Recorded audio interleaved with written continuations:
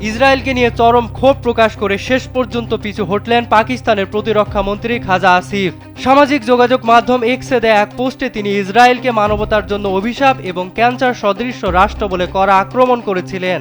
পোস্টে তিনি লিখেছিলেন, যখন ইসলামাবাদের শান্তি আলোচনা চলছে ঠিক তখন গাজা, ইরান এবং সবশেষ লেবাননে নিরীহ মানুষের রক্ত ঝরাচ্ছে ইসরায়েল। যারা ফিলিস্তিনের মাটিতে এই অবৈধ রাষ্ট্র তৈরি করেছে তারা যেন জাহান্নামে পড়ে এমন হুঙ্কারও দিয়েছিলেন তিনি।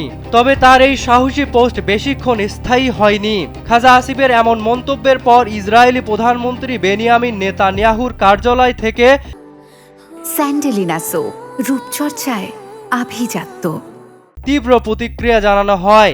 ইসরায়েল কড়া ভাষায় জানায় পাকিস্তান নিজেদের নিরপেক্ষ মধ্যস্থতাকারী হিসেবে দাবি করে, অথচ তাদের এক মন্ত্রীর মুখে এমন ধ্বংসাত্মক ও উস্কানিমূলক কথা একেবারে অগ্রহণযোগ্য।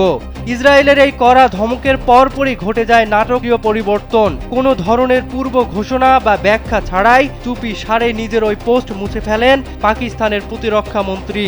সোশ্যাল মিডিয়া ও আন্তর্জাতিক রাজনীতিতে এখন একটাই বড় প্রশ্ন, নেতানিয়াহুর এক ধমকেই কি ভয় পেয়ে গেল পাকিস্তান, নাকি পর্দার আড়ালে কাজ করেছে অন্য কোনো শক্তিশালী আন্তর্জাতিক কূটনৈতিক চাপ?